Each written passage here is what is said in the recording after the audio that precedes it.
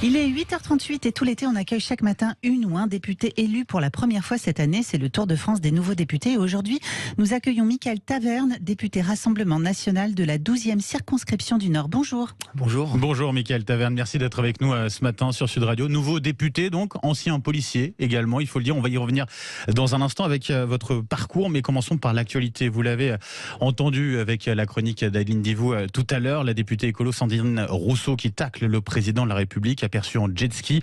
Ne pas comprendre le réchauffement climatique est criminel, dit-elle. Qu'en pensez-vous de cette attaque ? Est-ce qu'elle a raison ? Je pense que l'utilisation du mot criminel n'est pas appropriée. Voilà, les écolos feraient mieux de s'attaquer aux vrais criminels. Je rappelle qu'en 2019, ils ont manifesté avec les islamistes devant le Bataclan sous les cris de Allahu Akbar. Donc voilà, je pense qu'effectivement Sandrine Rousseau est encore dans un petit peu la surenchère. Voilà, il y a des milliers de Français qui font du jet ski. Voilà, je pense que c'est allumer en fait une polémique pour rien. Voilà. C'est une fausse polémique selon vous ?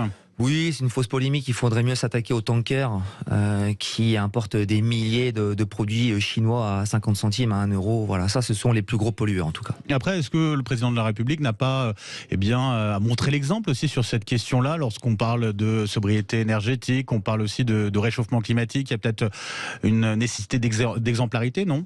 Oui, peut-être un peu d'exemplarité, mais bon, après le président, voilà, moi je veux pas polémiquer sur les vacances du président de la République, il fait ce qu'il veut, mais voilà, je pense qu'utiliser le mot criminel, c'est peut-être un peu fort quand même. Ben voilà qui dit. En tout cas, l'actualité également, Michael Taverne, c'est cette annonce de la Première ministre qui veut raccourcir dès la rentrée les textes débattus à l'Assemblée nationale. Selon vous, c'est une bonne idée, une fausse bonne idée ?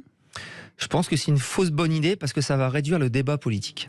Ouais. Voilà. C'est vrai qu'il y a des articles où nous avons étudié des centaines d'amendements pendant, en tout cas, ces 2 premiers mois. Donc, on peut à la rigueur, pourquoi pas évoquer un raccourcissement en tout cas des articles de loi, mais bon, sans priver bien évidemment les parlementaires à exprimer aussi leur avis et à débattre sur le fond. Il y a la peur aussi que finalement ce soit plus dans les décrets d'application qu'on fasse les décisions concrètes que finalement dans les débats qu'on peut avoir à l'Assemblée nationale. Ça peut être un risque aussi ? Ouais, ça peut être un risque, bien évidemment. Ouais. Bien évidemment.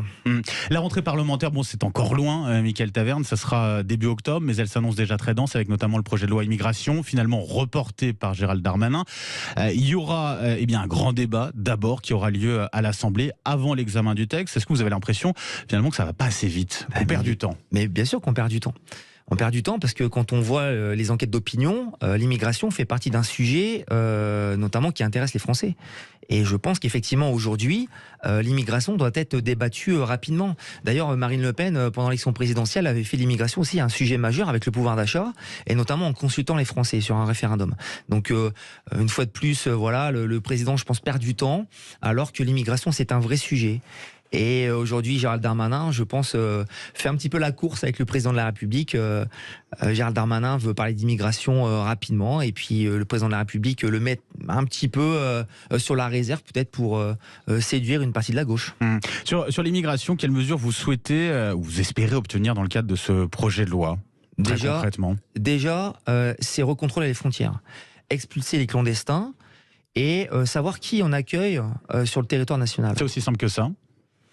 Je pense que si vraiment on veut une volonté politique, je pense que ça peut se faire, effectivement. Vous savez, 90% des pays du monde contrôlent leurs frontières. Donc pourquoi en France on n'en serait pas capable ? Et je pense que justement, si on met vraiment les moyens, on peut bien évidemment contrôler plus massivement, en tout cas, les frontières, et puis réduire drastiquement l'immigration clandestine notamment.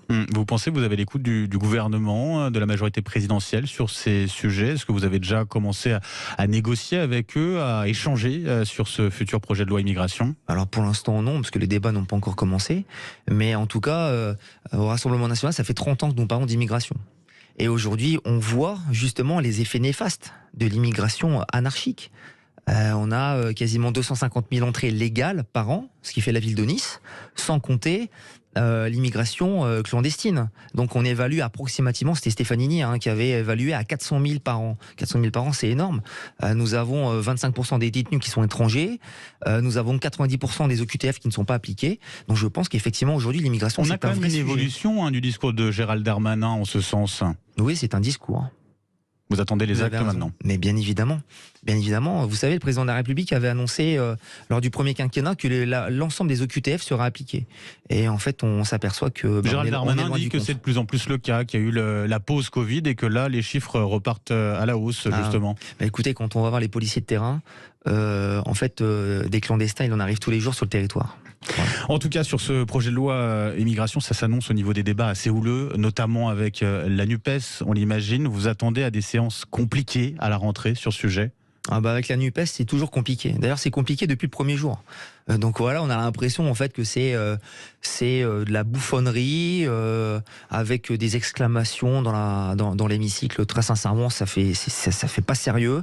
Et puis ça donne une mauvaise image quand même de la politique aux Français. Donc je pense que Eux, ils disent qu'ils sont pas écoutés, qu'ils sont pas entendus tout simplement dans ce débat, qu'ils sont mis de côté. ils sont mis de côté. Non, je ne pense pas. En fait, premièrement, ils devraient être un peu plus constructifs et arrêter de hurler systématiquement dans l'hémicycle. Je pense que si déjà s'il y avait un débat de fond, je pense qu'il serait un peu plus écouté. Mais bon, il y a beaucoup de démagogie quand même de la part de la NUPES. Au RN, vous avez voté en faveur du projet de loi pouvoir d'achat du gouvernement. Est-ce que votre parti est encore un vrai parti d'opposition finalement? Oui, mais vous savez, il ne faut pas mélanger parti d'opposition et parti constructif. D'ailleurs, Marine Le Pen l'avait annoncé, nous serons une opposition ferme à la politique d'Emmanuel Macron, tout en étant constructif.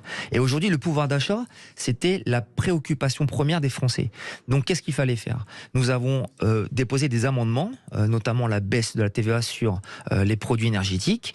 Voilà, maintenant, qu'est-ce qu'il fallait? Il fallait s'opposer au texte, c'est-à-dire qu'on allait encore repousser le pouvoir d'achat jusqu'au 1er janvier. Non, c'est une préoccupation. Les Français ont besoin de pouvoir d'achat maintenant, donc c'est notre rôle aussi d'être constructif. Le texte n'est pas parfait, mais en tout cas, il faut rendre de l'argent aux Français, et c'est ce qui a été fait lors de ces débats. C'est ça aussi la nouvelle méthode, la nouvelle version du RN, Mickaël Taverne. C'est une façon de dire que ce RN, ce n'est plus le FN?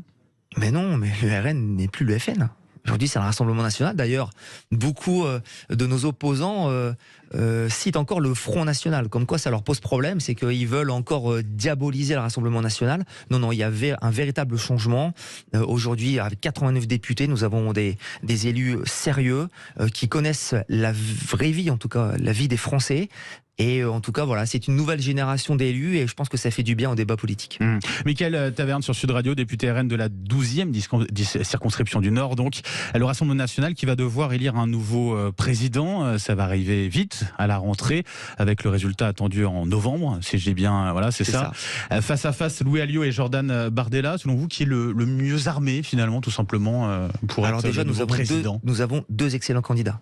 Nous avons Louis Alliot qui a une expérience et nous avons Jordan Bardella qui incarne la nouvelle génération d'hommes politiques.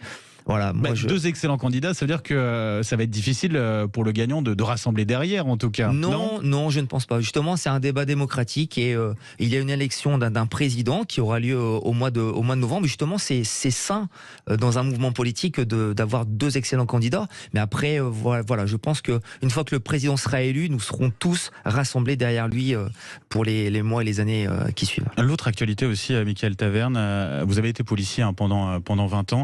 Quand vous voyez les attaques de commissariats qui se multiplient dans les quartiers à Vitry-sur-Seine récemment, il y a eu aussi Ponto-Combo, il y a eu aussi les Ulysses. Les policiers ne sont plus en sécurité clairement aujourd'hui, même au sein de leur commissariat.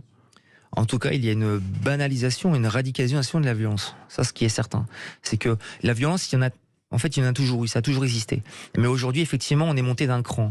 Et pourquoi? Parce qu'en fait, ces racailles de banlieue se sentent pousser des ailes et surtout vivent dans l'impunité générale. La plupart sont hyper connus des services de police et de justice. Donc aujourd'hui, je pense qu'il faudrait un peu plus s'axer sur les peines de prison, rétablir les peines planchées de prison ferme et surtout réarmer moralement les policiers parce qu'on a l'impression que s'ils se défendent, ils sont présumés coupables. Ça veut dire quoi, réarmer moralement les policiers? Je pense qu'aujourd'hui, comme je le disais, ils sont présumés coupables. Donc il faut un appui de la hiérarchie et surtout il faut un appui politique. Vous savez, le Gérald Darmanin dit oui, je soutiens les policiers, mais quand on va dans les faits, c'est quand même plus compliqué que ça. Généralement, les policiers sont suspendus et puis sont, on va dire, pointés du doigt par une certaine partie de la justice. Je ne mets pas tous les magistrats dans le même panier, mais en tout cas, aujourd'hui, il faut vraiment, pourquoi pas à la rigueur, légiférer sur la légitime défense, pourquoi pas, ce qui ferait partie justement du réarmement moral des policiers. Mais voilà, je pense qu'il faut vraiment les soutenir dans les faits et aussi au niveau législatif. Mickaël Taverne, député RN de la 12e circonscription du Nord sur Sud Radio, venons-en à votre parcours. Je le disais, vous avez été policier pendant 20 ans. Qu'est-ce qui vous a donné envie déjà de faire ce métier ? Policier ? Au début, ouais, policier. Avant de faire de la politique, on y viendra dans un instant. Écoutez, je peux pas dire que c'est une vocation. En fait, c'est un parcours de vie. Voilà, tout simplement. J'ai fait des études dans les sciences et techniques physiques. Et puis ensuite, j'ai passé des concours. Et puis, au fur et à mesure du temps, voilà, j'ai mûri en fait dans mon exercice professionnel. Et puis voilà, je me suis épanoui. Et surtout, c'est rendre service aux Français qui en ont énormément besoin. 20 ans, c'est long au sein de la police. Et il y a un moment où vous avez dit, voilà, je veux faire de la politique, quoi. Pourquoi être passé justement de cette police où vous vous sentiez bien à faire de la politique ? Je pense qu'indirectement, tous les policiers, en fait, tous ceux qui servent l'État et les Français font de la politique. Moi, voilà, j'ai été confronté à des situations quand même un peu compliquées. Et il y a un moment, en fait, voilà, c'est peut-être une qualité ou un défaut, je ne sais pas, mais en tout cas, j'ai essayé toute ma vie d'être pragmatique.